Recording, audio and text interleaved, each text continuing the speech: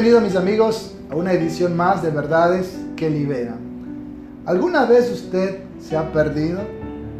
Si usted ha vivido esa experiencia, sabe lo que se siente. Les saluda el pastor Juan Carlos Ulloa.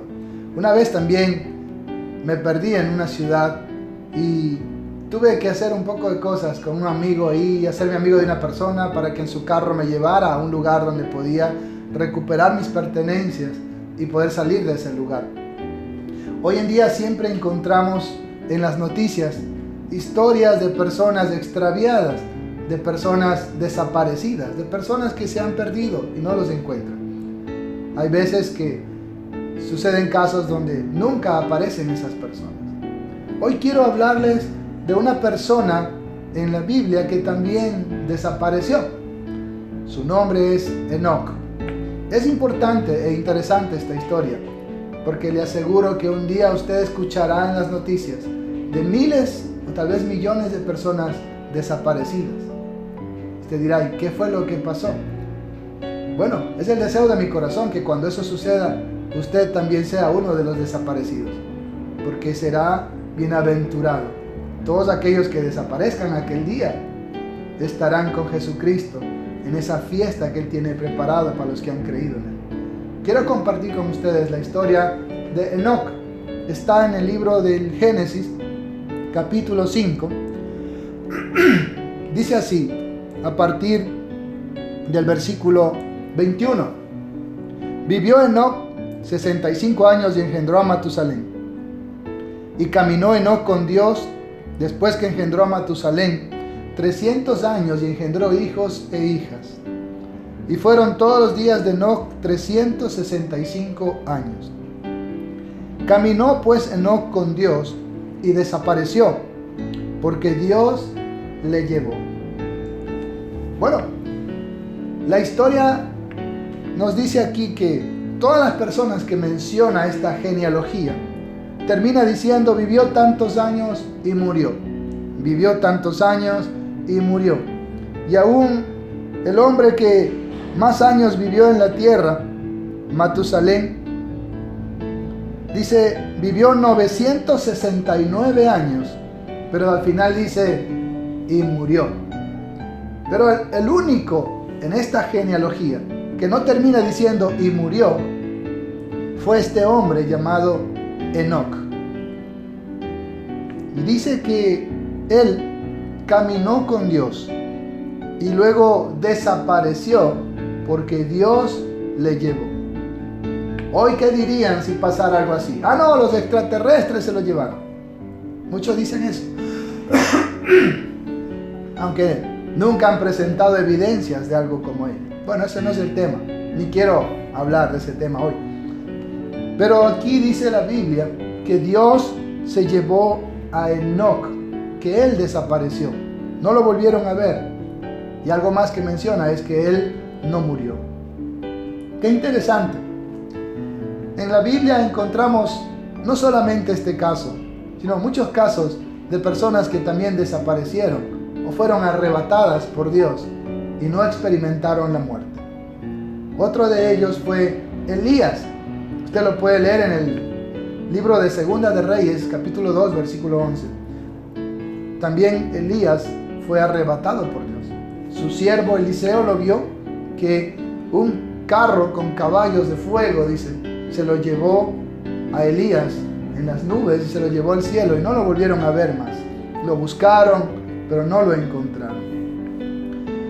Es interesante que cada vez que una persona desaparecía de esta manera, cada vez que una persona era arrebatada por Dios, más adelante sucedía algo tremendo.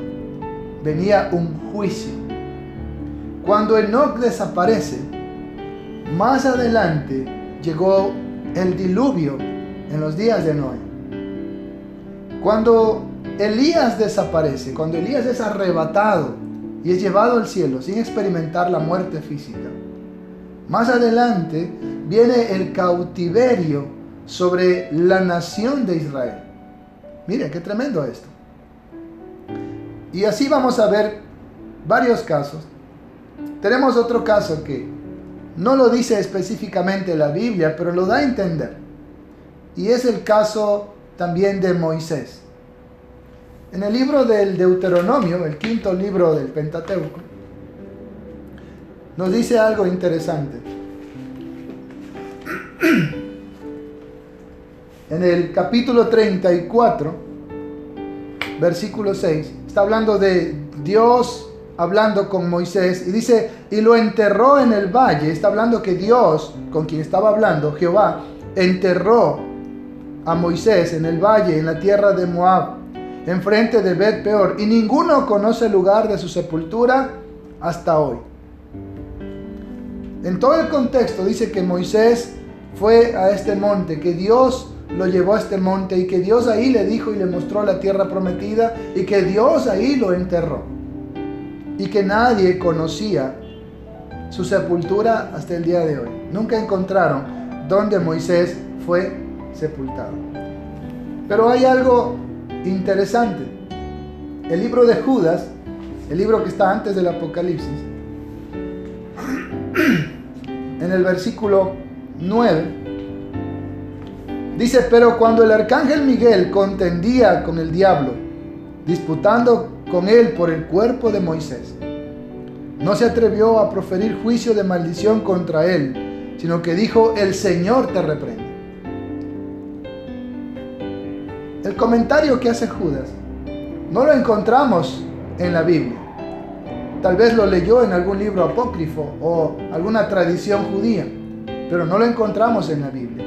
Pero él dice que el arcángel Miguel estaba luchando contra Satanás por el cuerpo de Moisés. Satanás quería el cuerpo de Moisés y solo Dios sabe con qué propósitos lo quería. De tal manera que el arcángel Miguel tuvo que tomar ese cuerpo y la pregunta es, ¿dónde lo puso? Hay algo más que nos da detalles o nos da luces de dónde estaba Moisés. Mateo capítulo 17. Recuerde, esto son conjeturas mías. No lo dice la Biblia. Moisés se fue con cuerpo y alma al cielo. Son conjeturas mías en base a estos textos. ¿De dónde estaría Moisés? Mateo capítulo 17.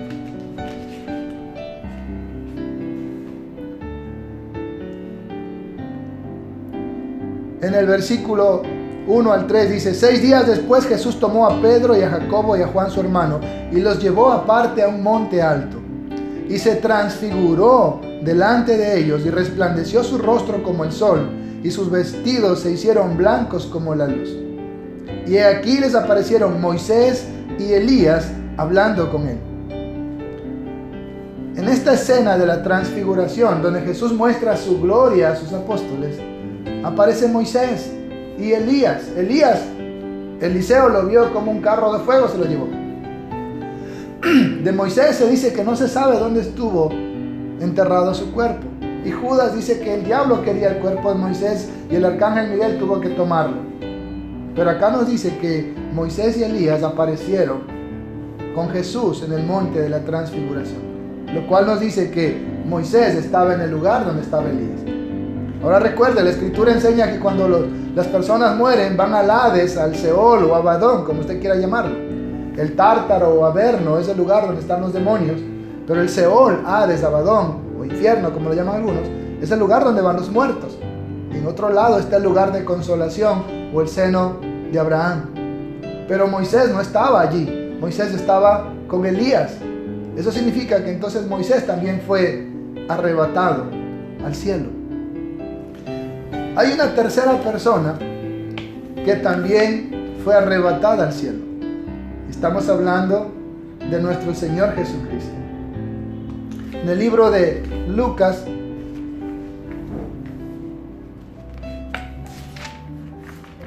usted me puede acompañar si tiene su Biblia, en el capítulo 24. Lucas 24. En el verso 50, y los sacó fuera hasta Betania, y alzando sus manos los bendijo.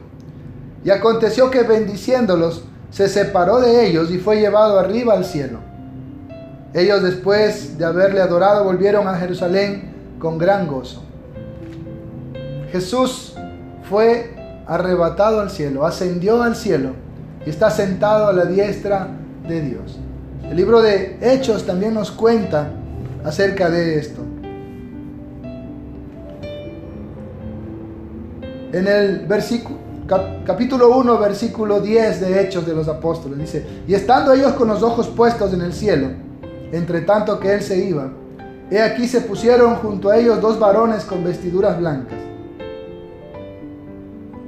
El versículo nos dice que, y habiendo dicho estas cosas, el versículo 9, viéndolo ellos, fue alzado y le recibió una nube que le ocultó de sus ojos. Jesús fue levantado, fue ascendido al cielo. Una nube que podríamos decir tal vez la Shekinah de Dios, el Espíritu Santo, lo ocultó de sus ojos y se lo llevó al cielo. Les decía que entonces podemos hablar de 4 personas que fueron arrebatados del cielo: Enoc, Elías, digamos también Moisés, podría decirlo como una conjetura mía propia, personal, Jesús, fueron arrebatados al cielo. Y como le decía, cada vez que hubo un arrebatamiento, cada vez que una persona fue llevada al cielo, también hubo un juicio sobre el mundo. Cuando Enoc es arrebatado, vino el diluvio sobre toda la humanidad. El arrebatamiento de Enoc fue una señal para los antidiluvianos. Cuando Moisés desaparece, vino juicio sobre toda la tierra de Canaán. Dios ya no usó fuego del cielo como lo hizo con Sodoma y Gomorra. Dios usó al pueblo de Israel para castigar y azotar a todas estas naciones cananeas que tenían prácticas repugnantes ante Dios. Sacrificaban a sus hijos en el fuego, adorando ídolos, practicaban la prostitución sagrada, un desenfreno sexual. Y Dios no los destruye con fuego del cielo. Usa al pueblo de Israel como el instrumento, el arma de juicio para azotar a estas naciones. Después que desaparece Moisés, viene juicio sobre la tierra de Canaán. Después que es arrebatado Elías, viene juicio sobre el pueblo de Israel. Primeramente, Israel del norte es llevado al cautiverio por los asirios. Luego de varios años, Jerusalén, Judea, al sur, son llevados por Nabucodonosor a Babilonia. Y vino todo un cautiverio de 70 años, donde después solo la tribu de Judá, unas tribus sacerdotales, regresaron a lo que hoy es Israel. Cuando nuestro Señor Jesucristo es llevado al cielo, pasaron unos cuantos años después, por el año 70 más o menos, dicen los historiadores, el pueblo de Israel fue asolado por el Imperio Romano. Se cumplió el pedido que hicieron los judíos. Mientras Pilatos estaba interrogando a Jesús y les dice: este hombre es inocente, ¿por qué tendría que matarlo? ¿Por qué tendría que crucificarlo? No lo puedo hacer, es inocente. Decían: no, tienes que crucificarlo, pero es inocente. Y ellos dicen: no, que su sangre sea sobre nosotros y sobre nuestros hijos. Miren qué terrible maldición que se estaban tirando encima a estos sacerdotes religiosos, gente que supuestamente conocía la Escritura, y se estaban lanzando una maldición: que su sangre recaiga sobre nosotros y sobre nuestros hijos. Los historiadores cuentan que por el año 70 vino Tito, el emperador, con las legiones romanas y asoló al pueblo de Israel. Los historiadores dicen que los cascos de los caballos no se veían por la sangre que corría en las calles de Jerusalén. Fue algo realmente devastador. Se cumplió lo que Jesús había dicho: derribaron el templo y no dejaron piedra sobre piedra. Fue tan terrible el juicio sobre la nación de Israel por la muerte del Mesías. Ellos mismos habían tirado esa maldición sobre sus cabezas: que su sangre sea sobre nosotros y sobre nuestros hijos. Estoy seguro que muchos de esos ancianos que murieron ahí por las legiones romanas habrán recordado esas palabras y habrán visto cómo mataban a sus hijos, cómo los mataban a ellos. Después que Jesús es arrebatado, viene el juicio sobre el pueblo de Israel. Ahora, la Biblia menciona que va a haber otro arrebatamiento, donde no va a desaparecer solamente una persona, sino van a desaparecer miles de personas. Todas aquellas personas que han sido lavadas con la sangre del Cordero, Cristo Jesús, y que sus nombres están escritos en el libro de la vida del Cordero y han sido sellados por el Espíritu Santo. Esas personas van a desaparecer por miles de personas. ¿Dónde está esto? Acompáñenme al libro de Primera de Tesalonicenses.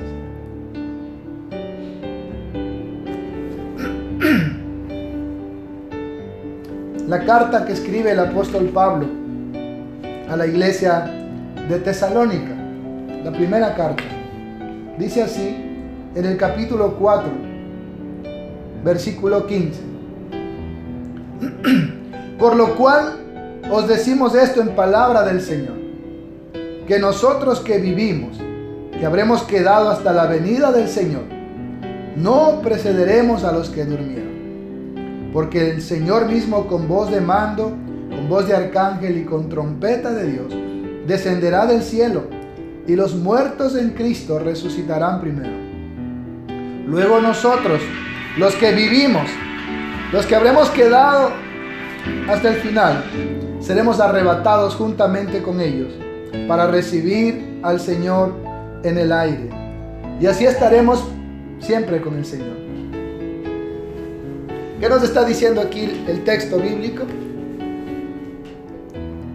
El Señor dice que un día todos los creyentes en Jesucristo, todos los que han muerto creyendo en Cristo Jesús, van a resucitar, van a levantarse de sus tumbas. Por eso decimos en palabra del Señor, dice, nosotros que vivimos, que habremos quedado hasta la venida del Señor, no precederemos a los que durmieron, es decir, no vamos a morir, sino así vivos nos vamos con el Señor. Porque el Señor mismo con voz de mando, con voz de arcángel, con trompeta de Dios descenderá del cielo, y los muertos en Cristo resucitarán primero. ¿Cuáles son los muertos en Cristo? Aquellos que creyeron en Jesucristo como el Señor y Salvador de su vida, que fueron lavados con su sangre, que fueron sellados con el Espíritu Santo. Esos son los muertos en Cristo, todos aquellos creyentes que ya han muerto. Luego nosotros los que vivimos, como decía anteriormente, no precederemos a los que murieron. No tendremos que morir para irnos con el Señor, sino así vivos, los que hayamos quedado, seremos arrebatados juntamente con ellos. Arrebatado, la palabra arrebatado en el griego, harpazo, significa como cuando un águila viene y atrapa una liebre y la arrebata. De esa manera, intempestiva. Seremos arrebatados juntamente con ellos. ¿Cuáles ellos? Los muertos en Cristo. Juntamente con los muertos en Cristo que se levantan de sus tumbas y salen a encontrarse con el Señor en las nubes, también nosotros seremos arrebatados. Jesús dijo que el Señor mandará a sus ángeles a los cuatro extremos de la tierra y ellos recogerán la cosecha, que son los creyentes. Vendrán los ángeles y nos arrebatarán. Dice, seremos arrebatados juntamente con ellos en las nubes para recibir al Señor en el aire. Jesús no va a descender acá a la tierra. Nadie lo va a ver, porque Él viene como ladrón en la noche. Cuando Él venga con toda su gloria, ahí sí todo ojo lo verá. Cuando Él regrese después del arrebatamiento, después de los 7 años que estaremos allá con el Señor, mientras acá es la gran tribulación. Recibiremos al Señor en el aire y así estaremos siempre con el Señor. Estaremos siempre junto a Él. Estaremos siempre en su presencia. Este es el último arrebatamiento del cual la historia conocerá.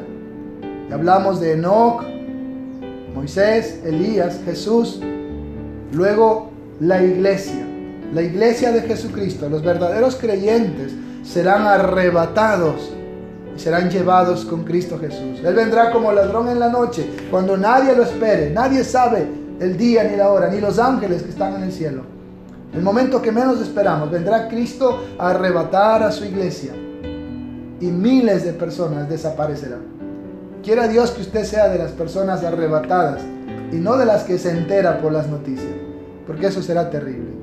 Recuerde, después de un arrebatamiento viene un juicio. Cuando la iglesia sea arrebatada, la tierra vivirá la gran tribulación. Algo, como la Biblia mismo lo dice, que nunca ha habido desde que el ser humano ha pisado este planeta. Será algo realmente terrible, esa gran tribulación. Quiero también compartir algo más de lo que estamos hablando aquí. Entonces, cuando venga Cristo a llevar su iglesia, luego vendrá el juicio final. Dice algo más en el texto de Génesis 5:24 que me llama mucho la atención y que es importante resaltar. Y está diciendo que caminó pues Enoc con Dios y desapareció porque Dios le llevó. Es interesante esto. Enoc caminó con Dios. ¿Qué quiere decir esto de caminar con Dios? ¿Ha visto usted las personas que nacen siamesas? Están pegados, ¿verdad? Por alguna parte de su cuerpo y tienen que caminar juntos, comer juntos, bañarse juntos, dormir juntos y compartir su vida juntos. Porque, bueno, hoy la tecnología ha separado a muchos siameses, pero en la antigüedad no podían hacer eso. Y hay ciertos siameses que por compartir órganos no pueden separarse y tienen que pasar el resto de su vida caminando juntos. He visto cuando un policía lleva a algún juzgado a hacer declaraciones a un presidiario y lo esposa al presidiario y al policía. Los dos van esposados y el presidiario tiene que ir a donde va el policía y no puede ir a otro lugar. A veces le he dicho a la iglesia, ¿qué pasaría si el pastor tomara unas esposas de las que usan los policías y se esposara a cualquiera de los hermanos de la iglesia y estuviera por 3 días desposado? ¿Cómo caminaría? ¿Cómo se comportaría en su casa? ¿Cómo se comportaría en su trabajo? Ya que el pastor está caminando con él y lo está viendo su comportamiento. Ya no comería tal vez como come desordenadamente, ya no vería las películas que a lo mejor ve, ya no haría de gritarle tal vez a la esposa, de patear al perro cuando llega a la casa, sino que ahora se comporta de una manera más caballero y gentil porque está esposado a alguien. Cuando usted camina con Dios, significa que usted nunca ignora la omnipresencia de Dios a su lado. Nunca ignora que Dios está presente siempre y que camina con usted. Alguien dijo una vez, no se trata de que Dios camine con usted. Se trata de que usted quiera caminar con Dios. Dios siempre está a su lado, más cerca que el aire que respiramos. Él camina con nosotros. La cuestión está que nosotros no queremos caminar con Él, porque se nos complica la vida, dicen algunos. Ya no puedo fumar, ya no puedo tomar, ya no puedo irme a ciertos lugares, ya no puedo drogarme, porque Dios está a mi lado. Hay cosas que usted no haría cuando está en público, ¿verdad?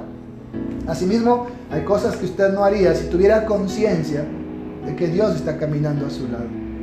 Enoc caminó con Dios y por eso fue llevado sin experimentar la muerte ni el juicio del diluvio. Dios se lo llevó. La Biblia dice que Noé caminó con Dios y por eso salvó a su familia con el arca. La Biblia dice que Abraham caminó con Dios. Dios le dijo, anda delante de mí y sé íntegro. ¿Sabe lo que eso significa? Vas a caminar siempre sin ignorar mi presencia y vas a caminar en integridad. El éxito de la vida de José, dice la Biblia, Dios estaba con él. José caminaba con Dios. Moisés caminó con Dios. Josué caminó con Dios. Y todos los siervos de Dios que menciona la Biblia, si algo marca en sus vidas es que caminaron con Dios, practicaron la intimidad con Dios, la comunión con Dios cada día de sus vidas. Y esa es la razón por la cual vivieron todo lo que vivieron y pudieron experimentar la gloria de Dios, el poder de Dios, la misericordia de Dios. Caminaron con Dios y fueron arrebatados. Si usted quiere también ser arrebatado y no ver el juicio que viene sobre este mundo, usted necesita caminar con Jesucristo. Y Él nos dejó unas palabras hermosas en el libro de Juan, capítulo 15. Nos dejó una hermosa enseñanza. Dice: yo soy la vid verdadera y mi Padre es el labrador. Todo pámpano que en mí no lleva fruto lo quitará, y todo aquel que lleva fruto lo limpiará para que lleve más fruto. Ya vosotros estáis limpios por la palabra que os he hablado. Permaneced en mí y yo en vosotros. Eso es caminar con Él. Como el pámpano no puede llevar fruto por sí mismo si no permanece en la vid, así tampoco vosotros si no permanecéis en mí. Yo soy la vid, vosotros los pámpanos. El que permanece en mí, unido a Jesús, como siamés, como la rama en la raíz del pámpano, en el tallo del pámpano. El que permanece en mí, yo en él, este lleva mucho fruto. Porque separados de mí, nada podéis hacer. Noé, Enoc, Moisés, José caminaron con Dios. Nunca se separaron de Dios. Hicieron grandes proezas. Jesús dice: separados de mí, nada podéis hacer. El que en mí no permanece será echado fuera como pámpano y se secará, y los recogen y los echan en el fuego. Si permanecéis en mí y mis palabras permanecen en vosotros, pedid todo lo que queréis y os será hecho. En esto es glorificado mi Padre, en que llevéis mucho fruto y seáis así mis discípulos. Jesús está diciendo: yo quiero que ustedes caminen conmigo. Yo quiero que ustedes sean en mí, como aquella rama del pámpano, en ese tallo, como aquella vid. Por eso dice: yo soy la vid, vosotros son los pámpanos, las ramas. Deben permanecer en mí. Cuando usted permanece en Cristo, usted recibe la vida de Cristo. Cuando ese pámpano, esa rama permanece en el tallo, recibe la savia que da por la raíz y alimenta aquella rama y da fruto. Pero si se la arranca, si se la corta, se seca y ya no da fruto. Camine con Jesús, permanezca en Él, y usted también será arrebatado cuando Él venga. Ya todo se ha cumplido. Cristo viene pronto, está a las puertas. Usted necesita caminar con Jesús. Usted necesita permanecer con Jesús. El Señor nos dio un consejo en el libro de Lucas.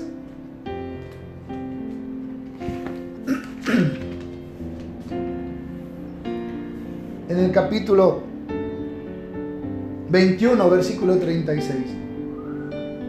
Velad pues en todo tiempo orando, que seáis tenidos por dignos de escapar de todas estas cosas que vendrán y de estar en pie delante del Hijo del Hombre. Mire, velad pues en todo tiempo orando. Velar significa estar atento, despierto. En todo tiempo. Orando significa caminando con Él, comunión, intimidad con Él. Si usted hace eso, dice que usted será tenido por digno de escapar de estas cosas, del juicio que viene sobre el mundo, y de estar en pie cuando venga el Hijo del Hombre.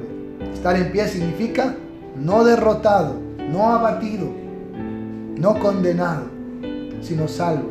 Estar en pie significa que usted, cuando vengan los ángeles a arrebatar la iglesia, usted estará en pie y dirá: aquí estoy, el Señor lo va a llevar.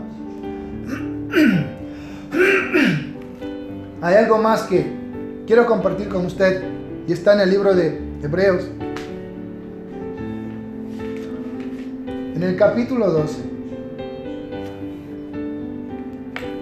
Por lo cual, versículo 12, levantad las manos caídas y las rodillas paralizadas, y hacer sendas derechas para vuestros pies, es decir, caminar con Dios, para que lo cojo no se salga del camino, sino sea sanado.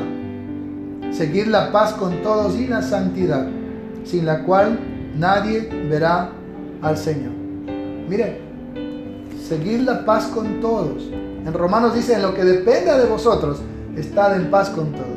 y la santidad, la pureza espiritual, la integridad, dejar las cosas que ofrece este mundo para seguir a Cristo.